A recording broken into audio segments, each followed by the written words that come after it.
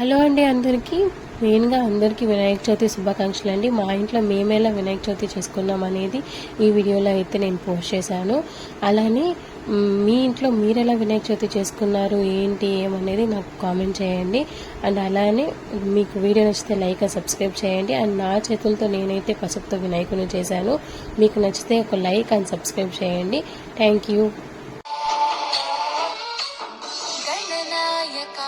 गणदैवताय गणाध्यक्षाय धीमहि गुणशरीराय गुणमण्डिताय गुणेशानाय धीमहि गुणातीताय गुणाधीशाय गुणप्रविष्टाय धीमहि एकदन्ताय वक्रतुण्डाय गौरीतनयाय धीमहि गजेशानाय भालचन्द्राय श्रीगणेशाय धीमहि एकदन्ताय वक्रतुण्डाय गौरीतनयाय धीमहि गजेशानाय भालचन्द्राय श्रीगणेशाय धीमहि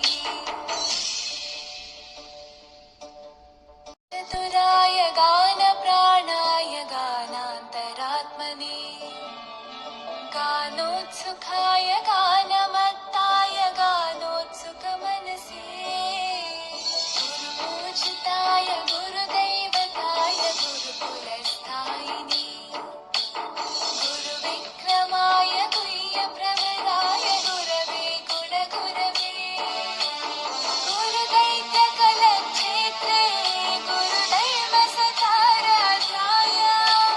गुरुपुत्रपरित्रात्रे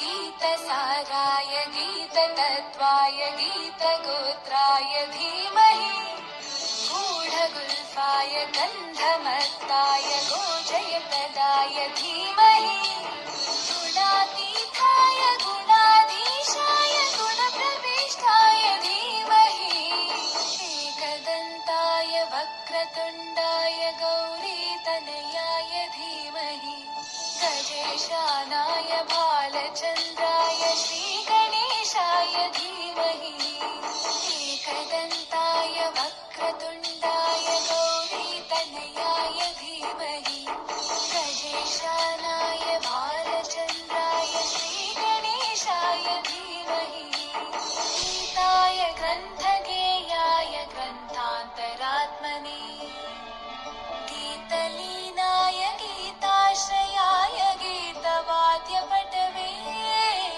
गेयचरिताय गायगवराय गन्धर्वप्रियकृते गायकाधीनविग्रहाय गङ्गाजलप्रणयवते गौरीस्थनन्दनाय गौरीहृदयनन्दनाय गौरभानुसुताय गौरी गणेश्वराय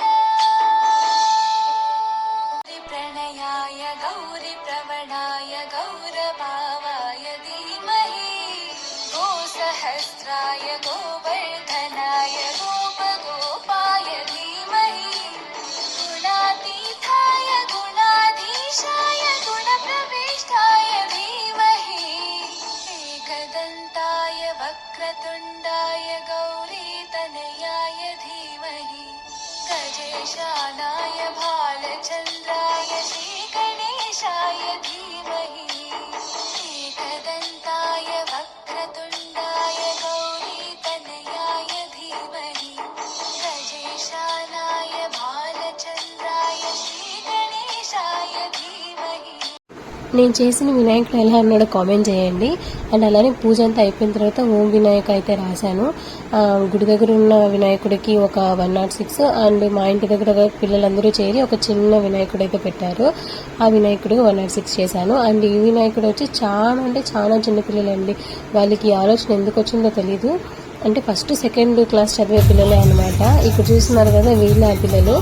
వాళ్ళే మనీ కలెక్ట్ చేసుకొని ఈ వినాయకుడిని అయితే పెట్టారు. అంటే ఈ ఆలోచన పిల్లలకి వచ్చిందంటే నేనైతే చాలా హ్యాపీగా ఫీల్ అవుతున్నాను. అండ్ వీడియో నచ్చితే ఈ పిల్లలకి కూడా ఒక లైక్ ఇవ్వండి. Thank you. And once again అందరికీ హ్యాపీ వినాయక చవితి. మీరైతే సబ్స్క్రైబ్ చేసుకోవడం అయితే మర్చిపోకండి.